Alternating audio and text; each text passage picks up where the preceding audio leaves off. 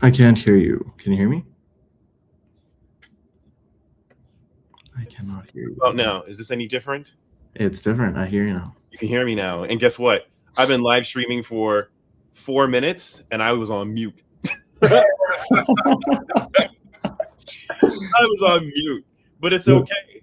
You It's were live streaming on LinkedIn? Yeah, I just like I clicked a bunch of buttons and stitched it together, and just like when we have to watch out for traffic out in the streets of our city, I gotta watch out for these technical streets to make That's sure that the right. pathways are flowing and connecting. You were live streaming alone. I don't care. Like I can That's- sit down right now, it's at 0. Even if it's just you and me, I'm happy. But go on. no, absolutely. But I think that the mute piece is The mute piece is something. I was concerned about, like the time. I was like, oh, 3:00. Hit the button and start talking. So like you came just at the right time, because otherwise everyone would think that I'm trying to switch to like a mime career, and like, is Chris switching careers? He wants to be the next Charlie Chaplin. Why is that? So read his like lips, just like lip sync. Correct. This is the opportunity to change. It's 2026. I'm done with UX. The reasons why I'm not doing UX anymore, because I want to be a silent film actor. Anyways, just before you hopped in, I set this up and I was just mutedly talking about DesignWalks and our sort of theme for today, based on last month's event being focused on designing for joy and making observations, how we went to the Toronto distillery market.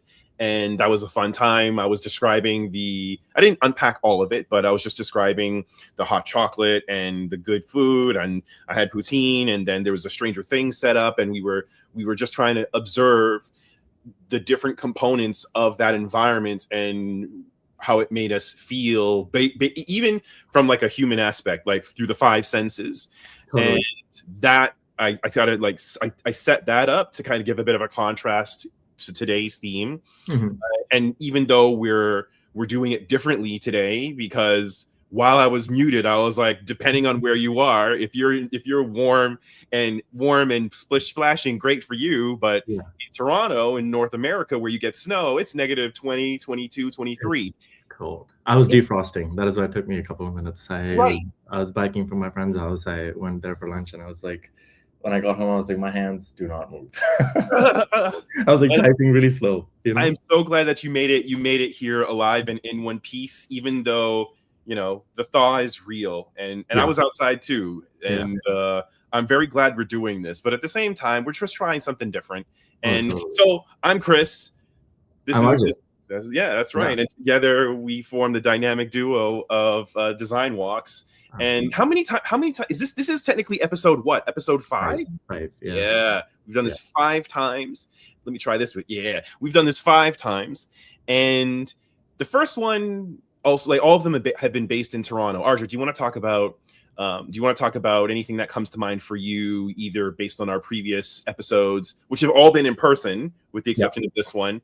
Anything come to mind that you want the people to know about design? About the community, DesignWalks. For sure. I think we've posted about this a few times now, LinkedIn and that sort of thing too. But for anybody that has attended, has probably heard part of the story. But just the inception of DesignWalks and how it came to life was really just me and Chris, having met at DesignX events and just chatting through stuff. And we were getting lunch. And we just decided, we need more of that. We need more of the community aspect. We need more people to sort of, be able to just like meet and not be hunted for jobs, and meet just because they're interested in the same things as communities are formed. And so I think one of the things we spoke about was like, hey, like, I had been attending a bunch of run clubs, and I saw that a lot of people sort of there are pushing each other to be better runners, right? And they're there for community a lot of times. And I sent a picture to Chris. I was like, you know what, like, look at this. People are out there negative 21 and they're doing this thing, right? And it's just like, it's one of those things that, like, would you do it alone? Probably not. But when it's it's a community. For whatever reason, people are of course more passionate about that, or they want to see their friends or whatever that might be. And so it could be running, it could be design, it could be lots of other things. I'm sure there are people here that are interested in other activities, whether that's playing an instrument or whatever too. But it always sort of helps people sort of motivationally to do the thing when there are more people involved for various reasons as well. And so I think when we started this community, it was all about how can we make more people more passionate about just talking about design and their careers and where we're going and why we do design and all of this other stuff. Because a lot of times when you're in conversations around business people or whatever else in other conferences, a lot of times people get bogged down by metrics or whatever else, and they're like, oh, I do this because I need to whatever else, right? And then from a design perspective, it's like, why do you do design in the first place? And so a lot of the walks that we've had so far, and Chris can attest to this, have been conversations around how can we make design stand out, right? How can we make this a field that we're so passionate about sort of more prominent than it is right now? Because a lot of times it just takes the back seat and we're taking directions rather than making our way. And I think one of the things, of course, for me at least, and sorry, I've been talking, it feels like for a while, but for the it's just you and me, man. This is our show. Okay? Yeah, for sure. It's our show. We're in full control. Yeah, I think I was talking about this with the designers that I was working with on the oath for design for the World Design Organization, and I think one of the things that it's been a theme like that it came up there too was people are super passionate about the work that they're doing, but not enough designers are leaders, right? And I know that Chris Doe's talked about this, a bunch of other people have talked about this, where it's just like not enough people are taking the initiative to be leaders within design. And when that happens, automatically, anybody that's coming in with a passion, and we talked about this again, and I'll bring up another example, actually from a conversation that I was having with somebody at DesignWalks as well, or one of the dinners was, if you're not passionate enough for the field that you're in, there's a good chance that either AI is going to replace you or somebody else that's more passionate is going to replace you. And so the last example that I was going to bring up is like, I was talking to Sasha, who's also sort of part of the design community here in Toronto. And I was just like, I teach at George Brown and there are students, of course, that I'm seeing and talking to.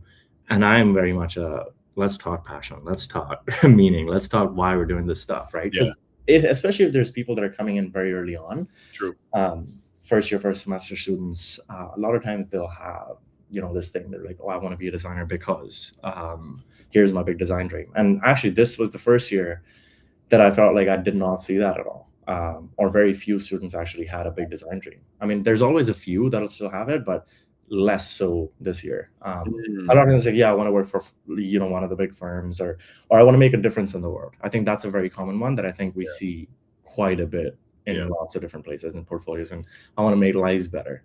I want to make sure that I create experiences that people enjoy, whatever that might be. That's a common theme across thousands of portfolios. And so I think it was just about saying, hey, yes, you want to do that, but once you get into corporate, once you get into these places where you don't have the autonomy to make the decisions, what do?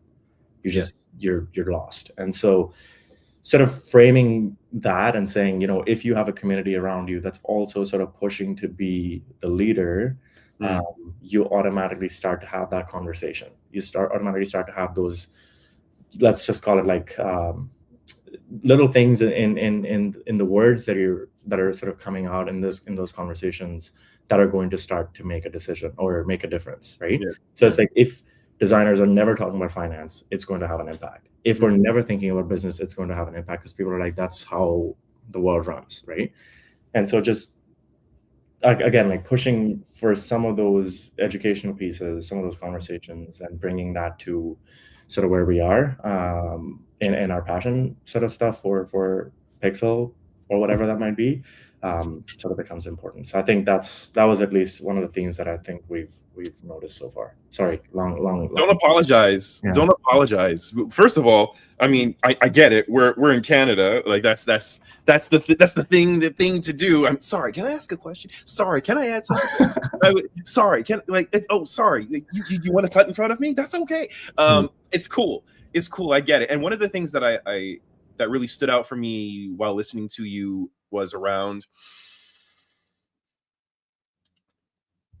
creating space, and as individuals becoming aware of what it is that is driving us, or that we're orbiting as that like core moment, or that compass, or that, like, I guess from the lens of like purpose, surrounding yourself, or even whether it's one or many people, surrounding yourself with people who have similar or supporting views, or even different views, that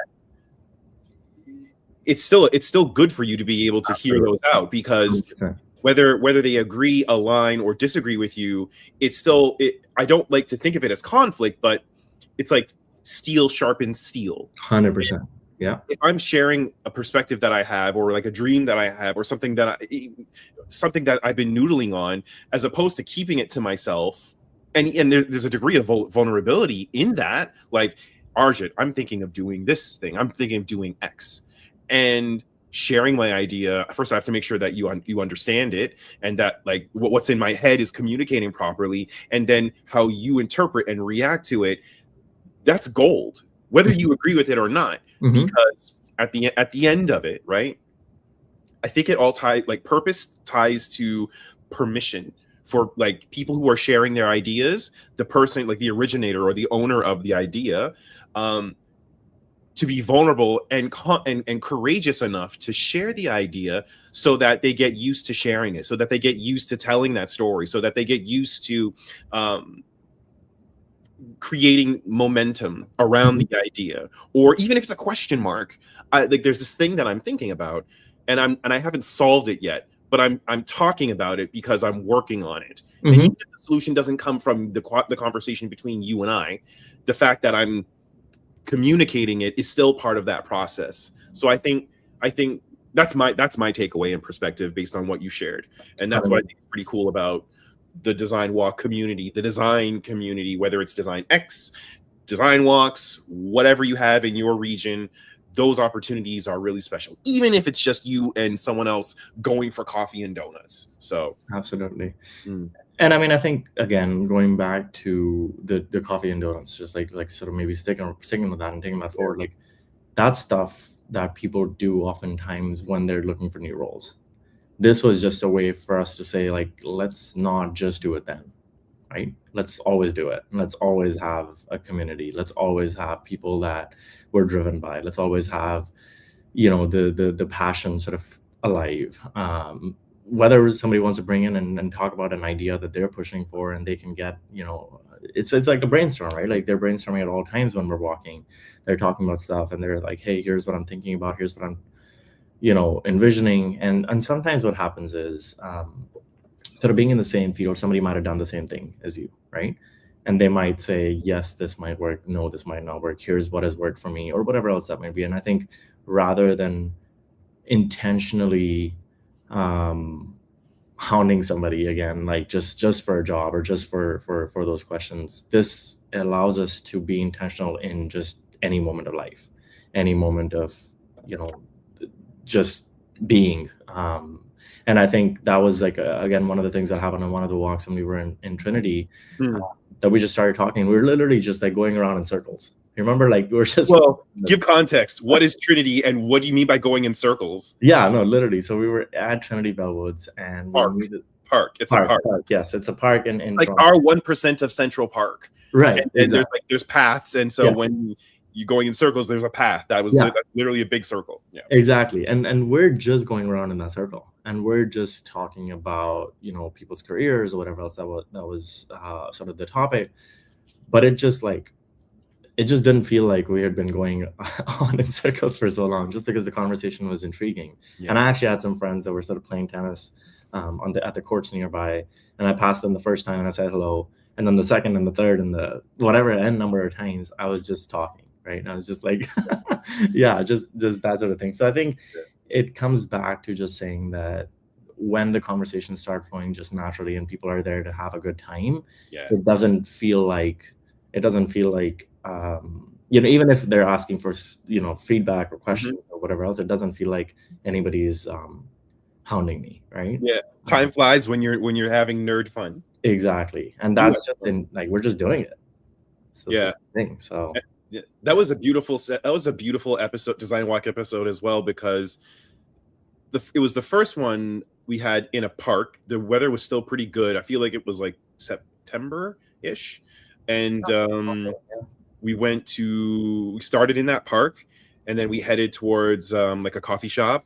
And I mean, I used to live in that neighborhood, so I knew a few pathways and stuff. So it was nice that people didn't really have to worry about navigating, but the conversation was really, really good. And there were like different topics that were branching in different ways. But like one of the things that we really like to do at the start of each walk, apart from introducing ourselves, essentially, if we do have a theme, we kind of try to give a sense of, okay, what was your takeaway based on the theme ahead of time? Like the very first one we did was like play with an AI image generator of some sort. And what did you experience? What was it like? Was it easy, difficult?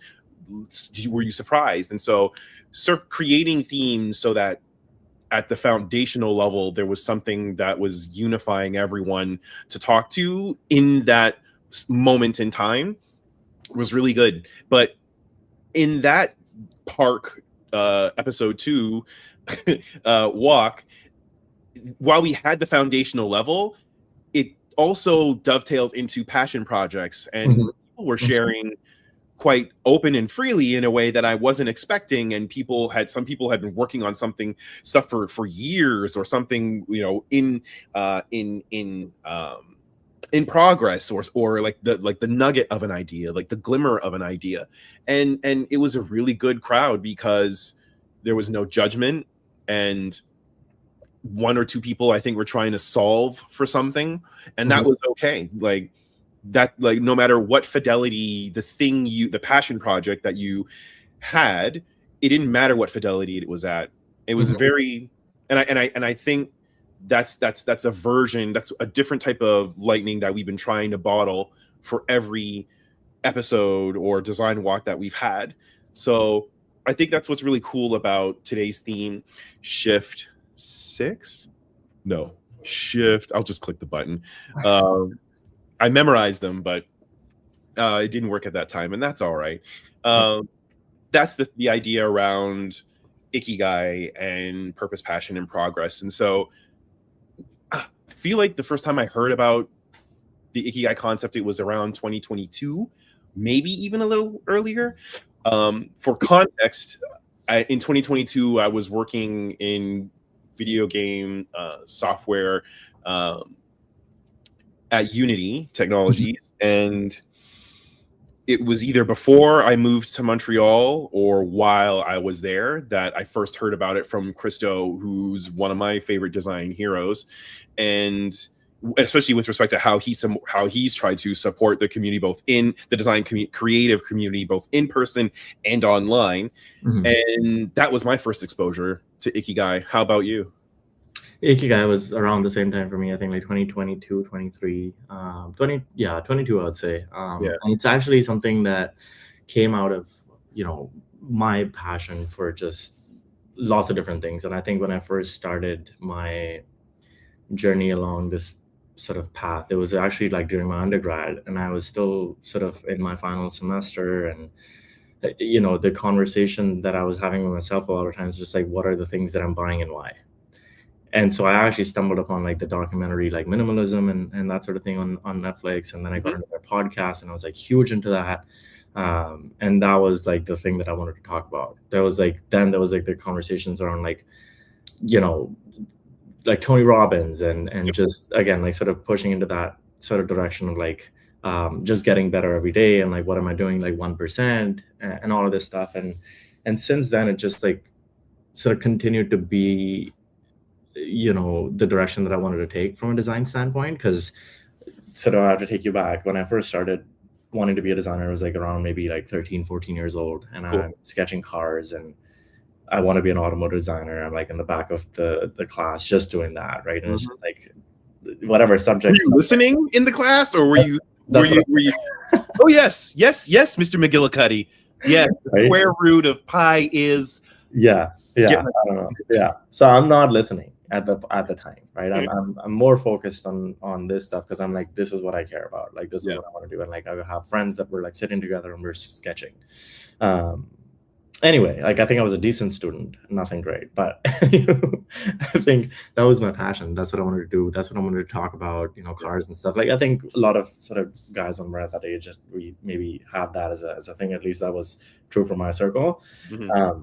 But then anyway, like, I went to the industrial design school because of a number of reasons. And like, one of the reasons was like my parents said, like, try to be a little bit more sort of broad with what you're choosing. And then you can niche down into automotive design if and when the time is right. And I think by the final year of school, design became to me everything about problem solving and nothing about aesthetics.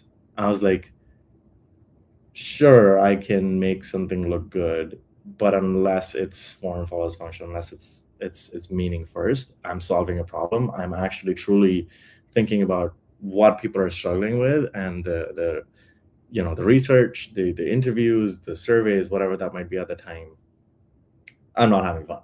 I'm like, what am I creating and why am I creating this? So anytime I'm even sketching for products, for concepts, for whatever, it's always about like, what is it that I can innovate, invent? What's out there that maybe hasn't been done that I've just thought about that I can create, right? It was always about that. And so I think more and more I moved into that, more and more I sort of started thinking about what my passion was. And I think over the past maybe now 3 years or so, it's been this one thing, and I've maybe haven't moved into the direction as much as I would have perhaps liked. It's always been on my mind, and so subconsciously I'm always moving in that direction. And over the last maybe 6 months or so, I think maybe more, I've definitely had so many more conversations around that it's just been something that continues to push me forward. And it's not like a one-day thing. It never is. And I think one of the things that I think I heard Bob Baxley sort of talk about when he came to Infotech, and he was presenting was, your mission or vision sort of in life. One of the, like, it has to be like bigger than something you can achieve in a lifetime, maybe, right? And that always keeps you going. So you might have these small little goals that you're continuing to follow, that you're continuing to hit, that your skills that you're continuing to sort of attract and gain and whatnot.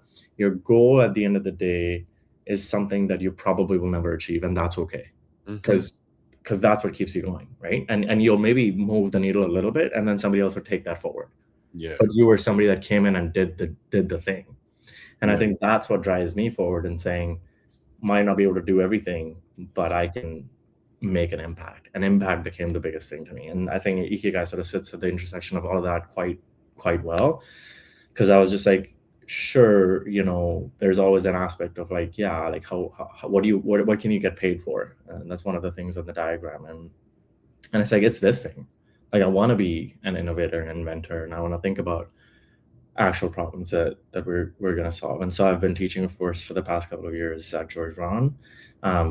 And we've had, of course, partnerships with the hospitality industry and also in the social services industry, and sort of thinking about how we can increase donations for people that don't have healthcare access around the world. And so how do we do that, right? And creativity can still come through that. So, people came up with the concept of like, oh, if you walk enough, you have goals that you can set, and companies will, be able to pay for that. Because that's something that's an incentive. And that's actually, like, I'm currently listening to a book and it talks about that stuff. So it's just like, I think I've been talking about it so much because, again, when it's passion, I'm just like, this is all that goes on in my mind. And I this think is why we work well together.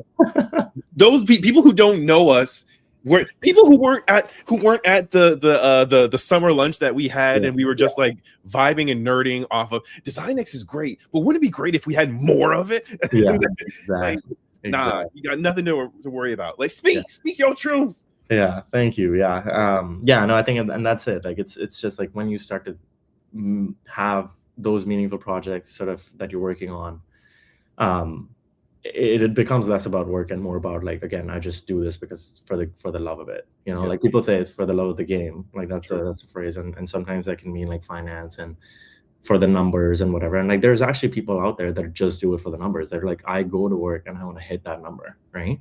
And sales is a huge piece like that, where it's just like there's literally big numbers at firms. There's like, that's your number this week, this year, this whatever.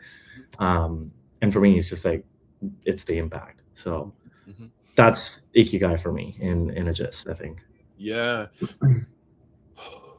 Nothing I'm not looking to challenge anything there, and I love everything that you shared. And while there, as UXers, we're supposed to like really do our best to withhold our thoughts and sometimes questions unless you're trying to probe for something. But Yeah. I'm enjoying absorbing and pushing my reactions aside. And now that I've done that and I listen to you, some of it's floating back, and it reminds me of like,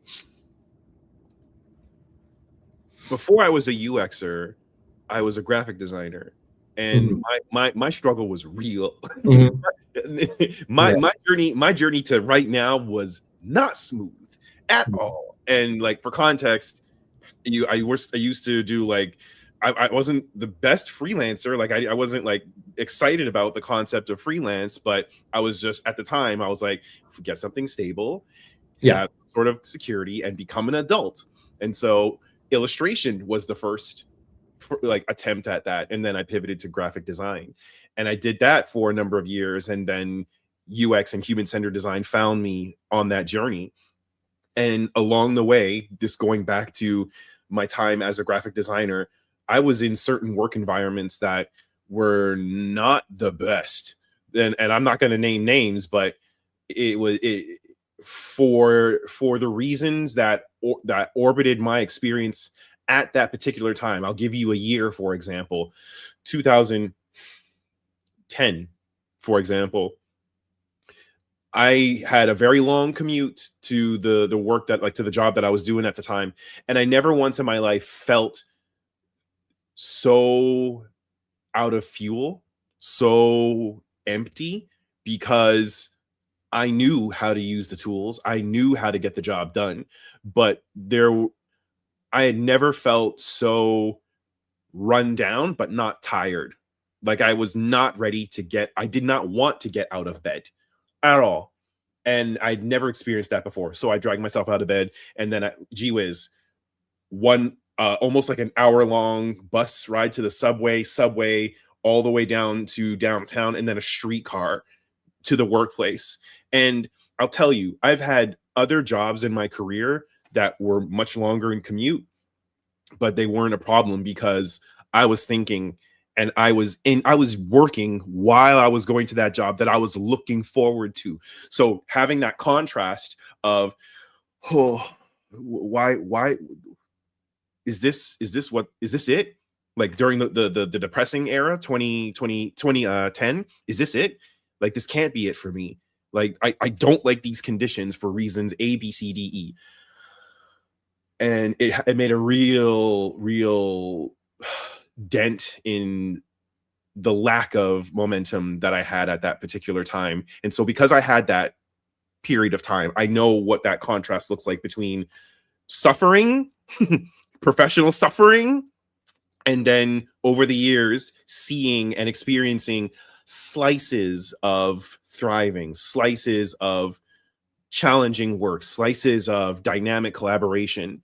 And then I would add those up, and it started to show me a way forward as to what I would call sort of like my organic equation for professional satisfaction. And I couldn't put words to what each component was until certain scenarios and different jobs became difficult. Like, the components weren't there. Maybe it was commute. Maybe there was lack of growth. Maybe there was you take your pick. A number of reasons, yeah. Any number of reasons. And that type of like organic equation, I believe, exists for every person. But then at some point there could be a trigger moment or a moment of clarity where that equation comes to the surface, and then you can't unsee it. Oh, wait a minute. What am I actually doing? Is this actually how I want to be spending my time? Am I working on things that are creating meaningful value for whoever or whatever organization? Mm-hmm. And I knew that I was on the right path because a number of years passed from like that 2010 scenario, and I was working at an agency, and my director, he saw something in me, and he sent me to go do a 4-hour workshop with a client in downtown Toronto, Yonge and Bloor. That's adult. That's adult work territory for Mhm. those. So mentally, I was like, Oh God, am I gonna be able to do this? Oh gosh, oh, get ready. and so I went and I had my all my materials ready, and there was no food provided. Fine, but they had this table of cookies. Arjit, I ate more cookies in order to keep my energy up because I was the rogue designer, like leading and representing, and I can say it now. It was with Migraine Canada, so Mhm. the work was meaningful because it was for real people going Mhm. through debilitating scenarios in some Mhm. cases, and it was about like the website and sharing my competitive analysis and things they could do um to make sure that their offering was clear and meaningful. And I knew that that was the goal going in. I was scared, but I knew what the goal was. Push myself aside and focus on them. And those 4 hours, even though in the beginning I started to shake in my boots, but then when I loaded up on 12 cookies or whatever, I was like, let's go. And so time flew, great conversation. And when I came out, I was different. Yeah, I was different. that makes sense. Yeah, no, I think we've shared, or you shared that story with the cookies before.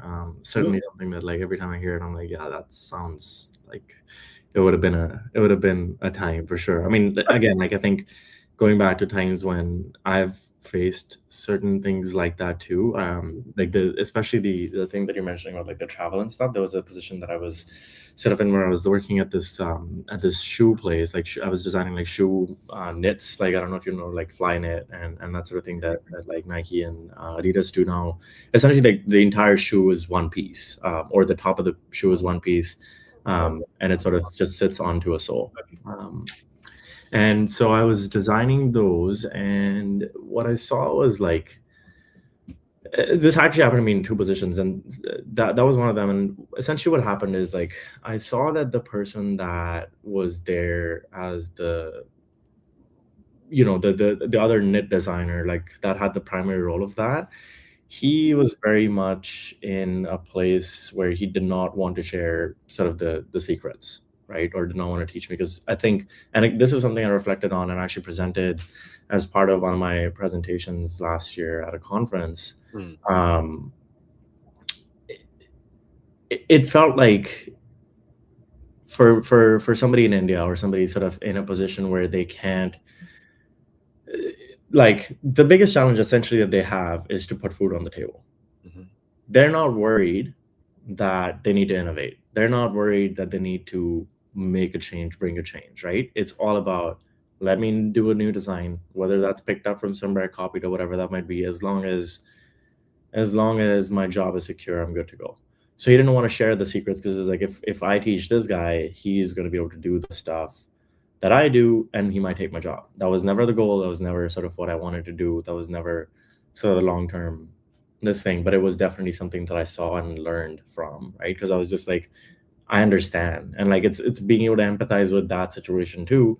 Of course, at the time I was pretty frustrated, and I was like, why can't I learn that like from you? Because actually, I remember like I was teaching him Illustrator and stuff, because we actually had to. He was actually using CorelDRAW to do some of this stuff for the shoes, because like, essentially what you had to do is like you had to create the design, and then you had to like also have the fit where it would go on the laser cutter. Um, and so I was teaching him Illustrator with a bunch of things and what else he could do on that.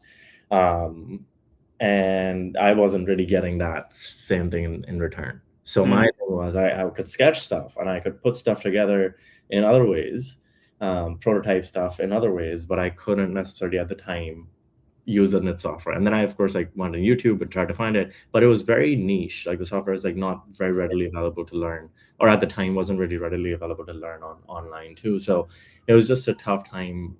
And that's when it reminded me, because I actually had to drive 1.5 hour one way to get to the place, as well. And on the way back, sometimes it'd be like 2 hours because of the traffic and stuff like that too. And this is already like, I'm leaving there not until like, let's say 6 p.m. I'm getting home at like 8, and I'm leaving, of course, in the morning too. So that commute would make me think, what am I doing? Why am I doing it? Right.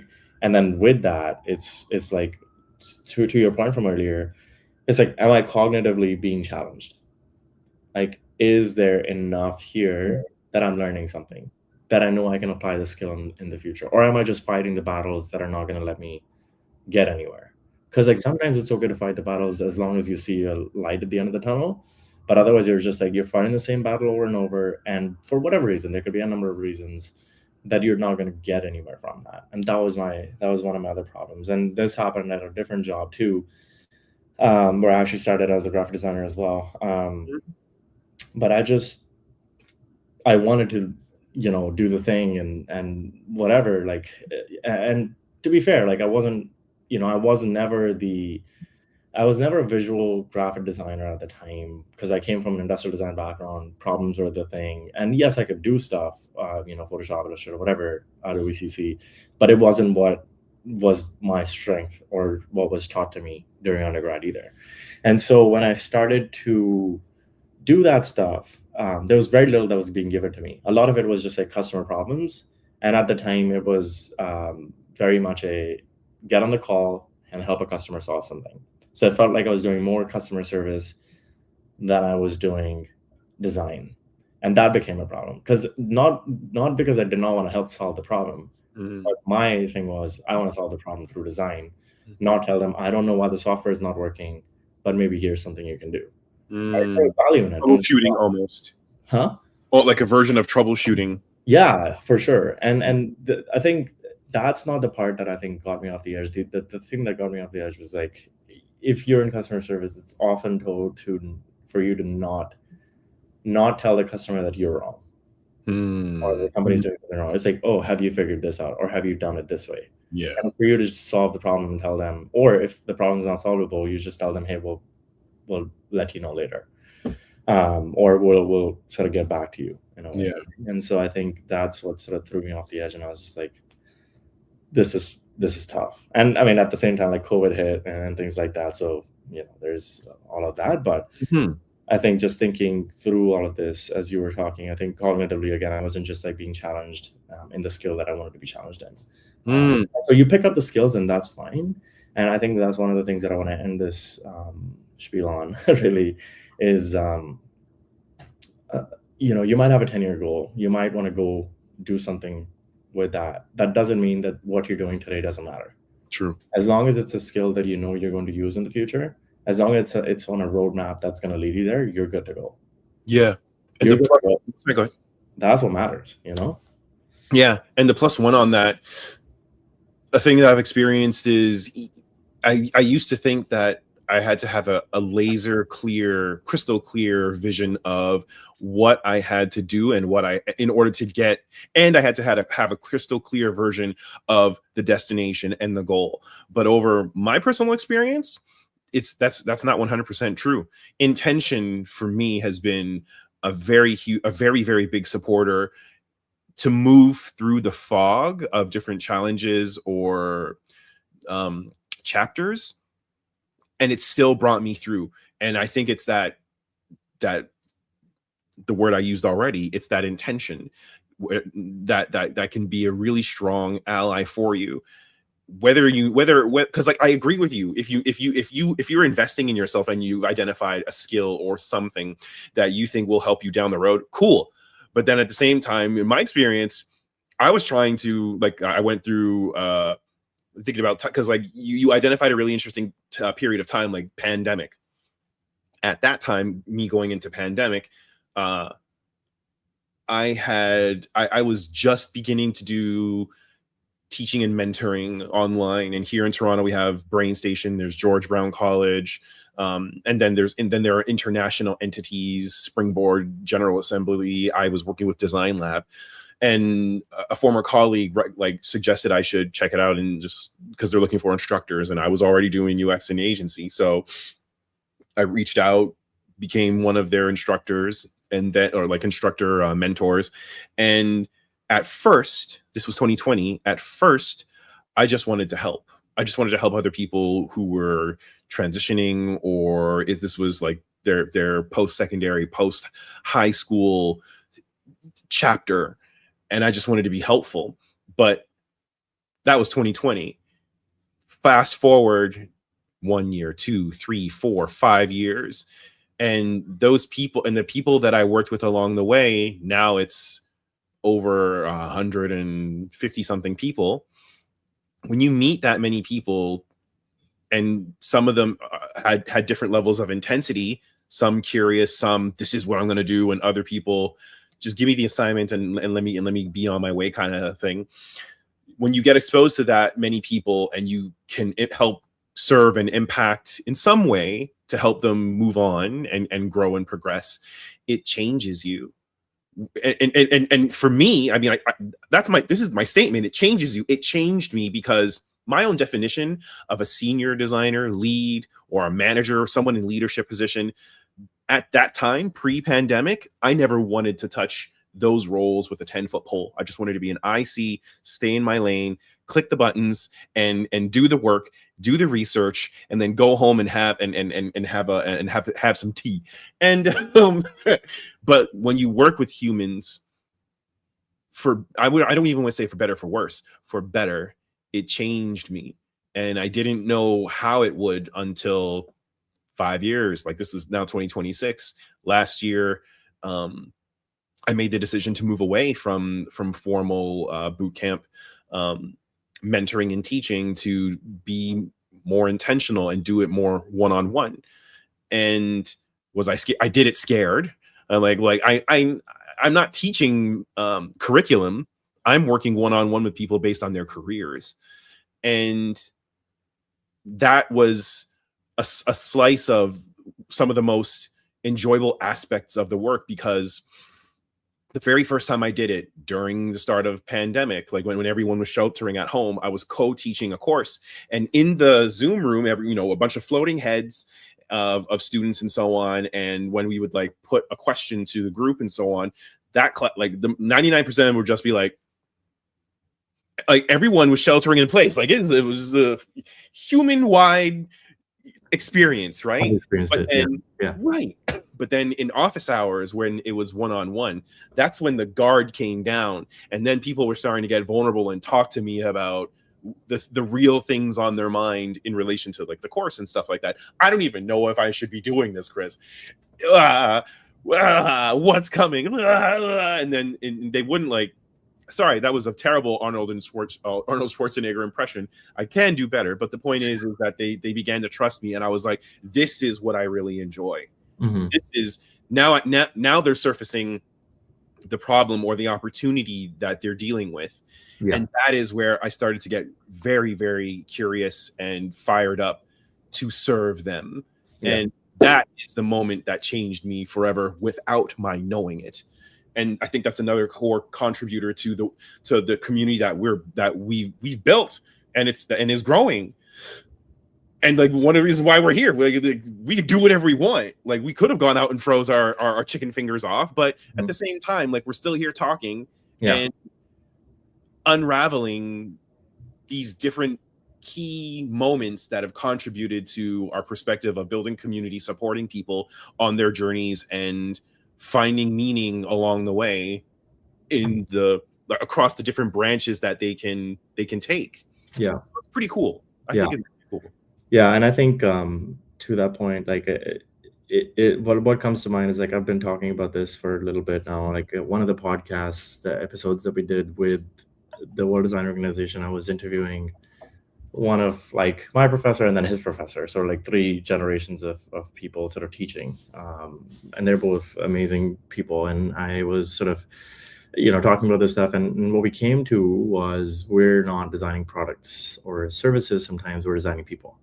And that's something I've now mentioned on a couple of sort of posts here and there too, because I think that's literally what it is. We, like you said, like when you got to the one-on-one conversations, you realize that's where the problems came up. Mm-hmm. Right? That's what you wanted to solve. And so like while the front-facing like instructional content is fine, and I do that at George Brown and it's fun and whatnot, mm-hmm. It's the last, at least for me, like the 5-6 last weeks of the semester for this one course that I teach, where we talk one-on-one. I mean, it's not like one-on-one with the person, but it's like one-on-one with the groups. Sure. Where they're bringing me the problems that they're solving for, and we're just discussing how to do that better, right? And we're just discussing, okay, what is it that you're doing?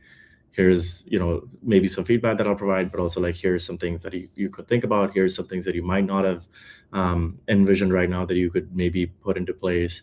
Or maybe I'll say like, have you explored, a resource that I might have used in the past? Or sometimes just ideas that pop into my mind, or challenges that I can give them. I'm like, have you thought about this? What about this, right? Or if it's a tool that I've used in the past, and I say it with a grain of salt, and I'm like, always I tell them, hey, like, I'm not the user at the end of the day. You're still doing the testing and the interviews and stuff. So make sure that you, of course, like, understand that this is what people are looking for, but here's, something that could potentially be a challenge too. And so one of the groups was sort of doing, let's say, like the design, or the design of the bike share app. And they were sort of thinking about how they could solve for problems within that. And anybody that has used the bike share system in Toronto knows that sometimes it's frustrating when you don't find, let's say, a dock at the place that you're going to, right? So you get there, and you're trying to dock the bike, and there's just no docks available. And then the next one could be somewhere, but if the map doesn't lead you there automatically, that's a problem. Because like, you're then having to get off the bike, find the next place, and then go there, right? So we were just discussing how you could then sort of say, hey, like, if you're going to a particular dock, you could select that previously, and you could say, here's where I'm going. And if that's full by the time you're getting there, even if you're wearing headphones, the app can now inform you real time, hey, that dock's now full. Let's say there was one spot available, or it's now full. We've already routed you to the next one, or the closest one, and it takes us there directly, right? Things like that, thinking about the service of the entire thing. Another thing we're thinking about is like, okay, can we add busy sort of things? Like, how on Google, if you're going to a certain place, it'll tell you like how busy that place is going to be. Oh, like that little map of like, it's like a bar. I don't know what it's exactly called. Yeah, across like the hours of operation. Yeah. Time and less than usual, more, and so on. Exactly. Busyness meter. Let's call it that. I think that's fairly what it is. I don't know if that's a word, but that's essentially what we're trying to replicate now, right? So we're talking, hey, can we do this with the bike share stands? Right, like, you're going to select this. What's a chance? And again, with machine learning and stuff, what's the chance that this dock is going to be open by the time you get there? Or what's the chance that there's one spot available? What's the chance that this is going to get taken by the time you get there? Stuff like that, right? And so, like, I mean, of course, like, they have the data. They're pulling that data already together. Like, it's just about using that data and getting something new out there that's going to be helpful. And so, anyway, why I tell that story is, I think it's that one-on-one conversation where we are able to pull those things, because people are already thinking about the ideas. We're now just refining the ideas, and we're making sure that we're moving the right direction, right? Challenging them, making sure that they understand that, like, hey, you might be thinking this far, but because I've already seen this far, I'm now going to push you this far, right? I'm gonna take you to that next level, and you're able to do that again because you have the, let's say, 15 years in the industry, and or whatever that might be. Like, you have the experiences, you've been through the same stuff. You're able to just push them just a little bit more, and that's all that mentorship really is, I think, right? It's like, I could be 1 week ahead of you, but as long as there's something I can help for you to move forward, you're good to go. I don't need to be like, 15 years in the field. Sometimes that's all it takes, is that little bit of extra push. I think we talked about this last time we met, just about the high growth sort of factor, high growth individuals, whatever else that might be, like, just pushing for that, right? I think that's what we were discussing, the Ikigai stuff too, but that's what it comes down to, at least for me. Yeah, I don't know. Yeah. In terms of like direction and mindset, growth mindset, it totally makes a difference. And it's something that has come up and I believe will continue to come to surface at any stage of a UXer's career. And when you talk about your class of of students that are working on their different projects and coming up against an opportunity or some sort of success blocker, I feel like that, I mean, I've seen it, but I'm just like breaking it down for us and whoever is watching.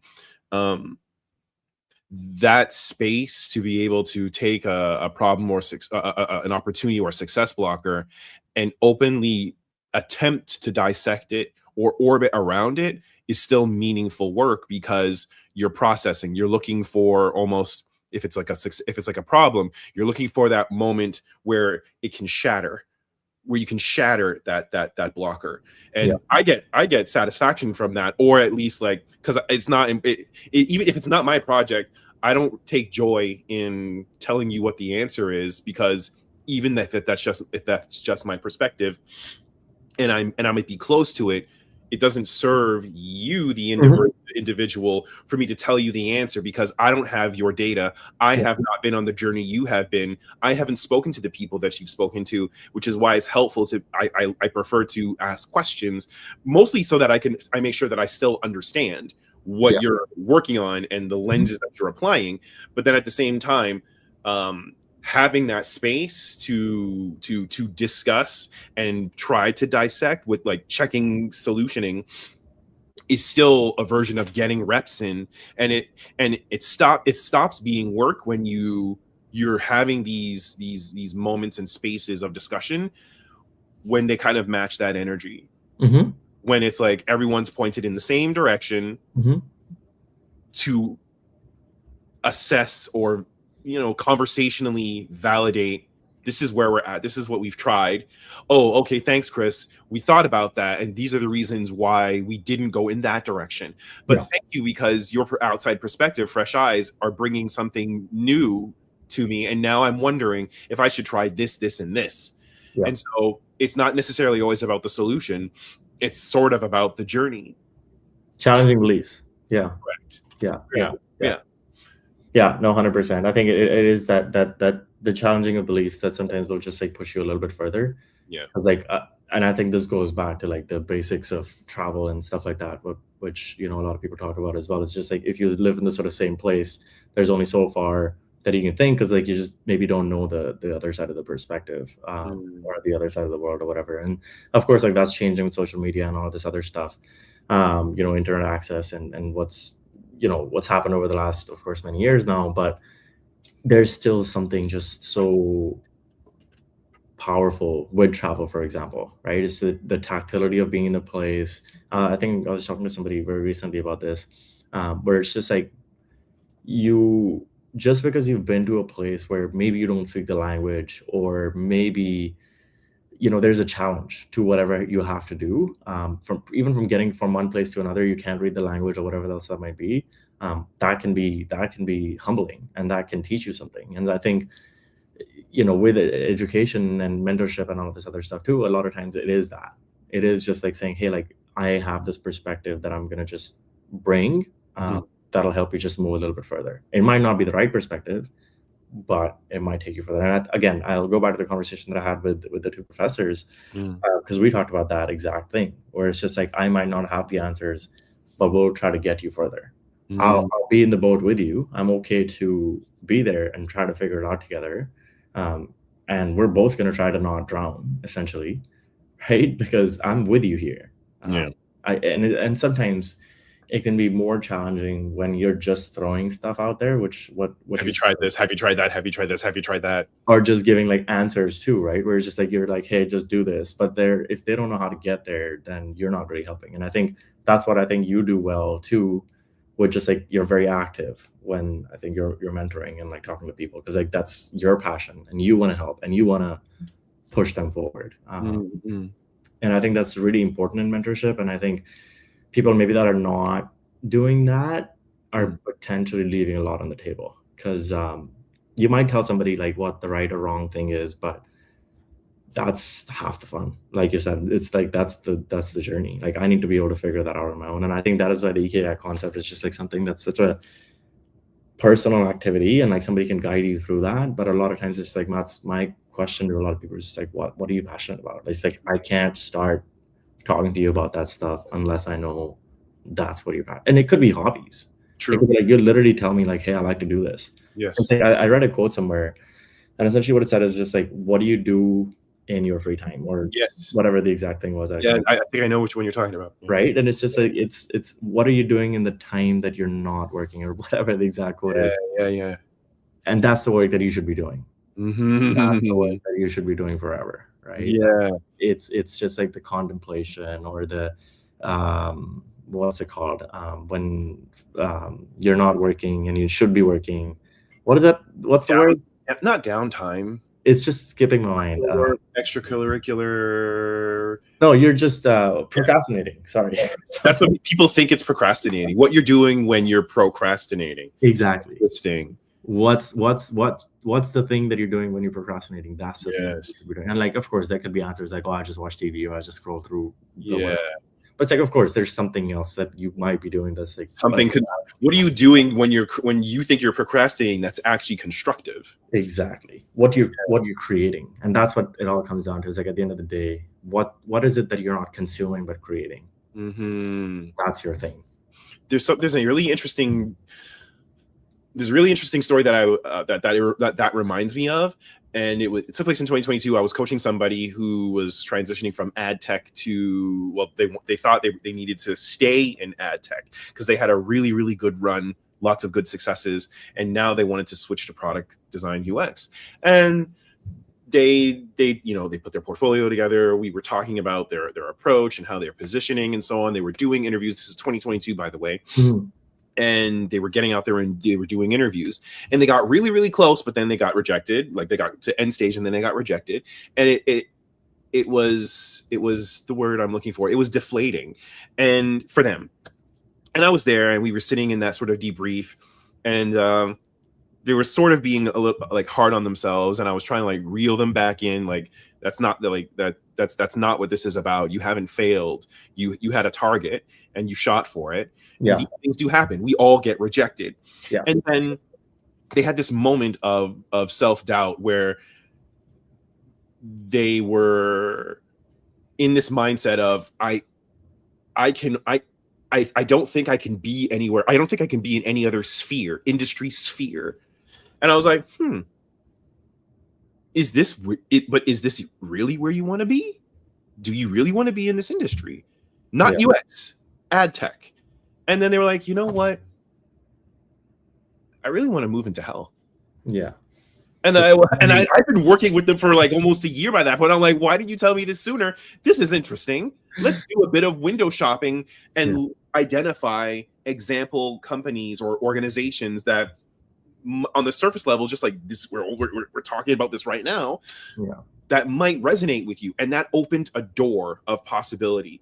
It's not for me to tell that person, oh, well, you've got all these years in ad tech. Why would you transition anywhere else? They technically did a micro reset.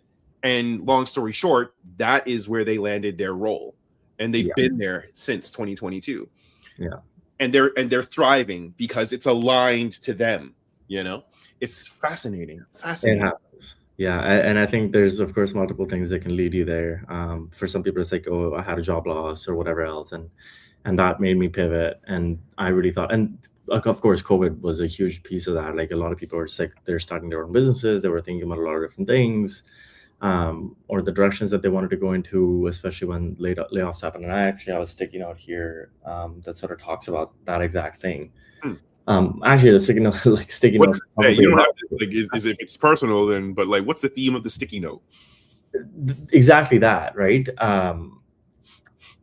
It's just like, actually, like there's sticky notes that talk about a lot of these things that we've sort of brought up today. But really, let me see if I can find that. Show us. Yeah. I'm kidding. It's in the middle of a bunch of them. But essentially what it says is people who, and then I have like, of course, like parentheses, I have designers, were laid off by businesses in tough times can help us vouch for a slower pace of life. Ooh. And it's interesting because it goes back to the quote that I think it was like Time magazine, or I don't remember the person, the attribution, but essentially, and this is a quote again that has been used a few times now, I think, by me, but if we could get AI to do 90% of the work, we'd still have too much to do. Right? So it's just like saying, yes, there is the stuff that we need to get done, whether that's whatever, your corporate job is or whatever not, there's still stuff that's out there that we're not doing that we should be doing. And again, that goes back to like nonprofit, that goes back to like the partnership that I have with social services, that goes back to the partnership that I have this semester too, with like immigration and helping people through that. it's like nonprofit work, I think, is maybe 5% of the entire global workforce is doing that. Or the entire work that we do. 4 to 5% is nonprofit, but really that should be a little bit more, right? If not a lot more. And a lot of people don't do that because like there's not enough money and all of this other stuff sort of that comes with that. And we could get into like a whole conversation around that stuff, but really, one of my goals, at least long term, is to try to help through that. Is try to say like we need to just do more nonprofit work, or and that doesn't have to be that way. Like in my opinion, it's like, okay, people want money. Why do they want money? Of course, like there's plenty of things. They have families to support. They have like lots of different other reasons. I think we all get that. It's about saying like, how can we convert more nonprofit work to for-profit work? Really, still saying that. So going back to the person that you're talking about, it's not that they're not making money through the job that they're doing now since 2022, right? This person got into healthcare, they're making the money. They're probably making more money because they're happier doing what they're doing. And so they're going to be more passionate doing that. And they're just going to spend a lot more energy doing that.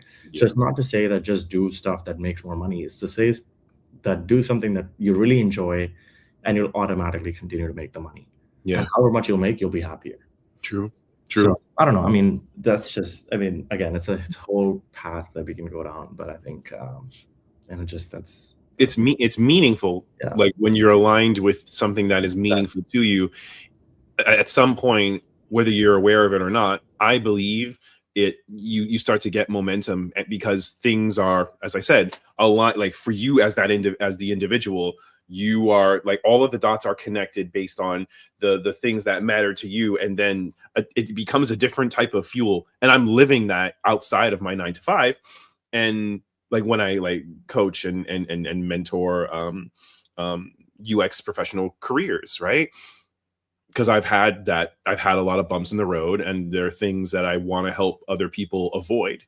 And it's not work for me as long as that person shows up with that type of growth mindset. That's a different energy. And that's when like, that's how I align with that individual. And then I'm like buckle up, let's do this thing. And that happened. Today is Saturday. That happened yesterday after my lunch period. And I'm like, we're going to get something done right now. And let's do it. And then we were like, let's go. And then we were like, I mean, like I'm a human being. I was tired after that. I still had the rest of my workday to go, but it was time well spent because you're working with someone who wants it. You're working with someone who's trying. You're working with someone that even though you may not have all the answers for, you want to support them.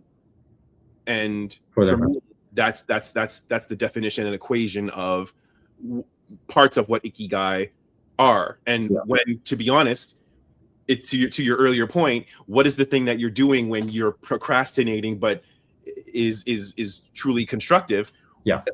On my evenings and weekends when I should be playing video games, I'm thinking about the people that I'm working with.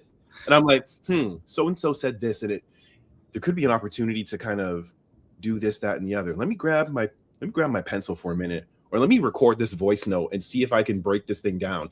Am I crazy? No, wait a minute. There's an opportunity here. There's something that's happening with their positioning. There's something that is not being communicated because based on, wait a minute, the project that they did this, that, and the other. And then wait a minute, it's been like an hour or like 40 something minutes. Dude, and then, like, I was playing Fortnite and now, and I'm doing terrible now, but you know what? It doesn't matter.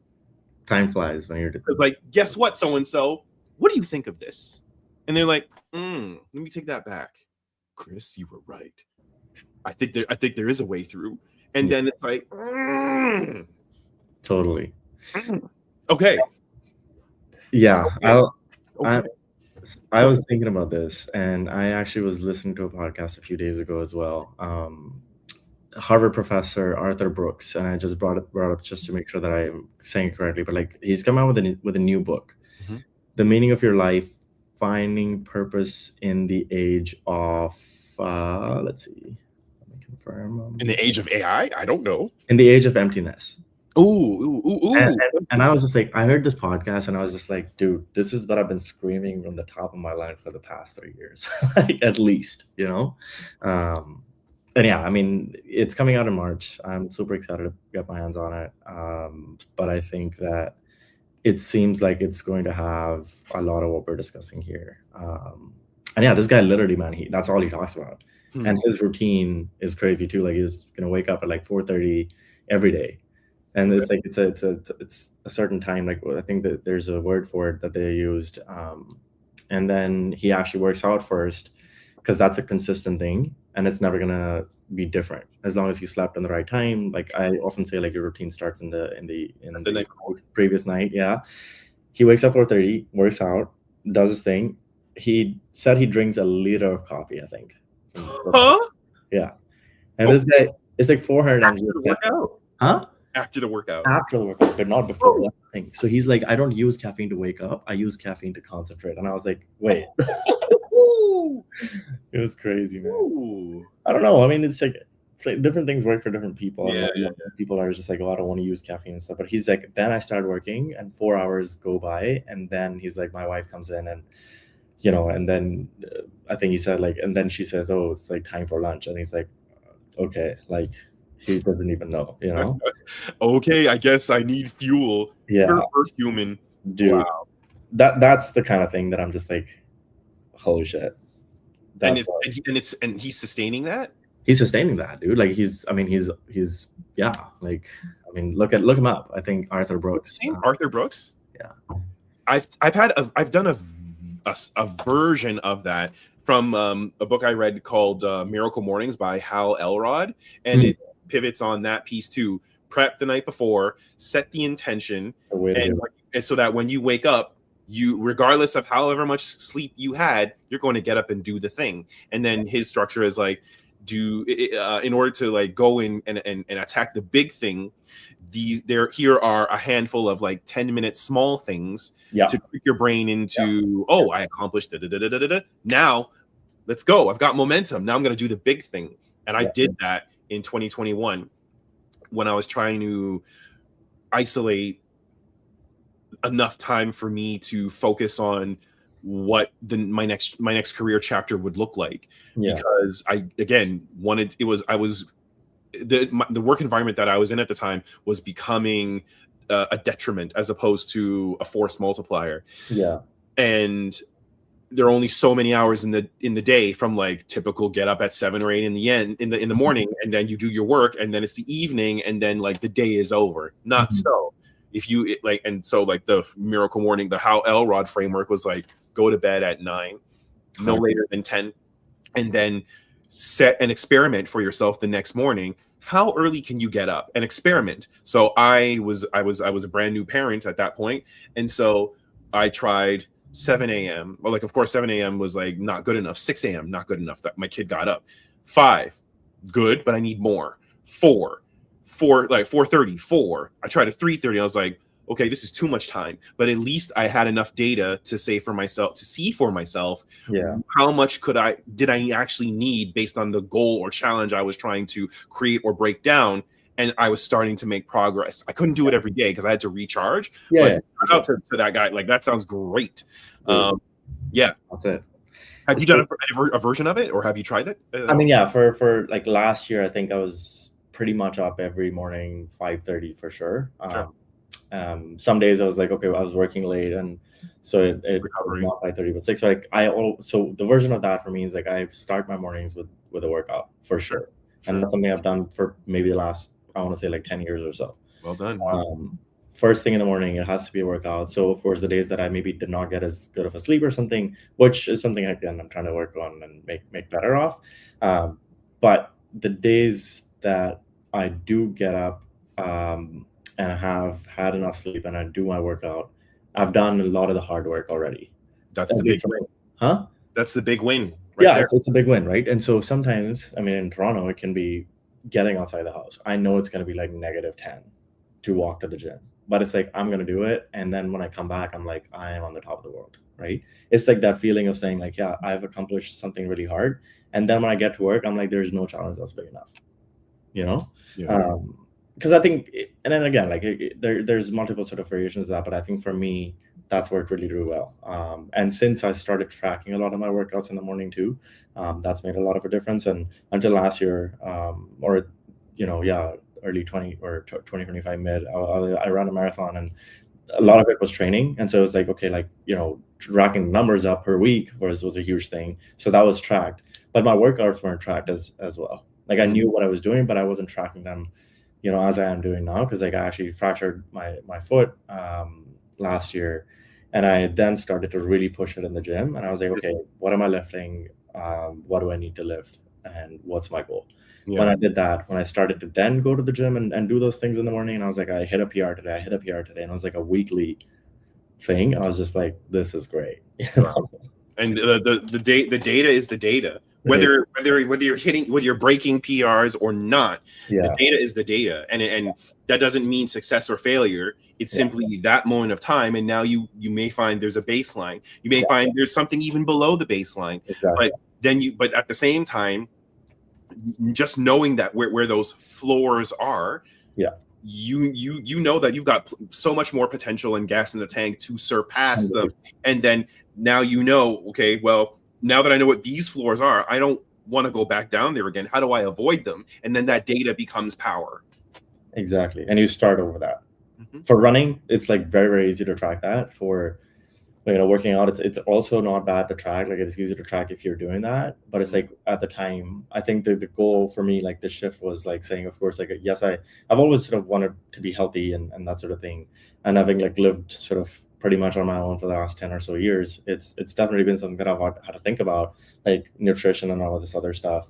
But saying, again, like when you go into the gym, you're not just going for something like that, but you're also going to like hit a goal in the morning, also changes some things, right? So whether that is I have to burn, let's say, a certain amount of calories, or I have to go and hit a PR today. Well, it could be multiple things. And again, for everybody, it's like different, and like the intensity might be different. I think we talked about that today.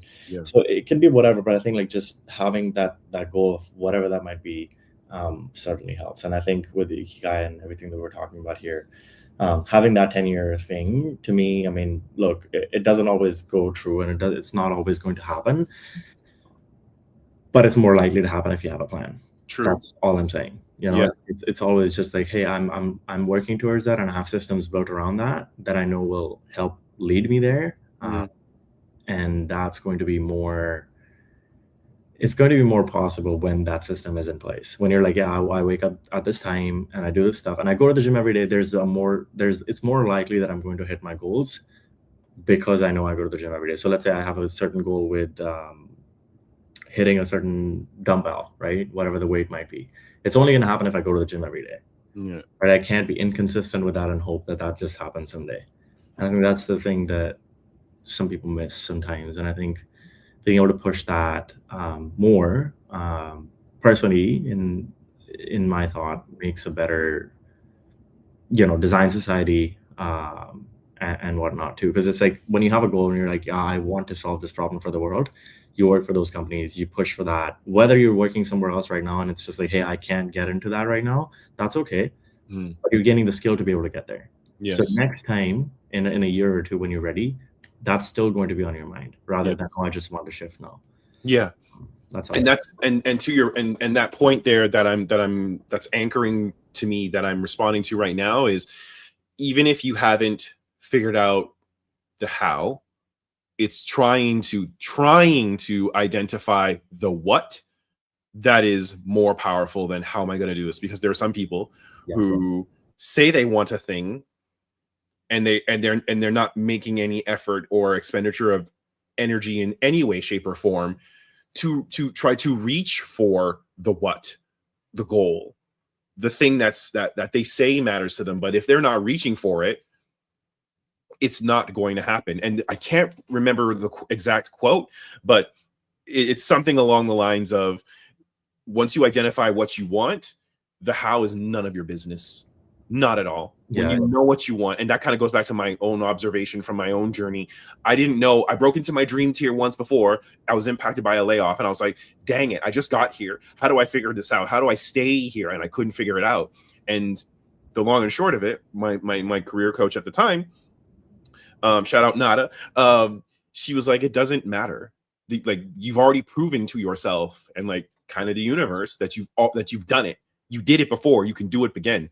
You could do it again. What happens between this moment while you're trying to figure it out? If you don't figure it out, that doesn't matter. Whatever happens between now and whenever you do it again, doesn't matter. because you'll be able to do it again. And I was like, whoa, I think I just forgave myself. Such a huge piece of it, man. And then it happened again. Yeah.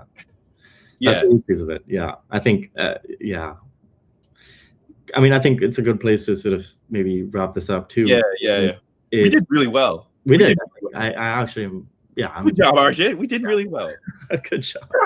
Yeah. That was cool. But I think, yeah, it's just like how much of that becomes a detriment, of course, is something you have to always think about, right? Like you can't continue to push in that direction. There's always, like you're saying, like the 3:30 maybe was maybe too early, right? So how do you push back and say like, no, like I think I have enough time if I do it 4 or 5 or whatever that might be. Like some people are probably sitting there chuckling. They're like, are you all crazy waking up that early? But it makes a difference. I mean, I think like just whatever your focus hour is, it's just it makes a difference. So find that balance, find that purpose. That's right. Yeah. And I would say whoever is watching this now or in the future, I mean, we got to figure out the technology to see how to make this available for people, because the world needs us. The world needs us, all of us. Yeah. This is what we've been essentially discussing and talking around. This is my 2022 Ikigai. What's in it? That's okay. We can unpack that another time. But all it comes down to is this. It comes down to this intersection, this beautiful intersection of what do you love to do? What does the world need? That creates and can surface what your mission is. What do you love? What are you good at? That intersection of that is passion. What can you be paid for in relation to this? That's profession. And then this to this is vocation. And in the middle of all of it is your purpose, your Ikigai. And it's a personal journey. It's a personal decision. And I did, this is mine from 2022. So whether no matter what tool you use, if you can find a version of this diagram and do it for yourself, even if you do it on paper and pen, ask yourself these questions, and trying to identify those things for yourself can create momentum in ways that you may not have actively paid attention to. But guess what? When you put it on paper or you put it in something else, it becomes a living document, or an organic document, to help you propel forward with whatever it is you're trying to accomplish. And that's what we were talking about today. Yeah. So, and for sure. And thanks for sharing that, Chris. Like, I think anybody that hasn't sort of looked at this and wants to try it out, I've done it with a few friends actually, like that I've just been, asking questions with and leading them to the right answer and stuff. And every time I do that, I feel like people's eyes light up, and they're like, when they get to the answer, they're just like, that's it. Like, that's what I've been thinking about. It's just, and now I've put a word to it, or direction to it. So if you want help with this stuff, absolutely feel free to reach out. I love this stuff. I'm super passionate about it. Would be happy to walk you through it and work through it with you. So once again, Chris, this has been wonderful. Thank you for the time today. And, DesignWalks. Next one. Next one. And real talk, if we get stuck in this polar vortex and y'all want to do something online, let us know. We have a DesignWalks LinkedIn page. You can reach out to us on either of our LinkedIn pages. We're friendly people, clearly. And we're here for the community, and we're here for each other. So thank you so much for your time. Whoever watches this, that's fine. But like, first and foremost, let's pat ourselves on the back. That was pretty good. That was pretty good. All right. Okay, cool. Thanks so much, Chris. Enjoy the rest of your weekend, everybody. Take care. Peace. Take care. Thanks. Bye-bye. Bye.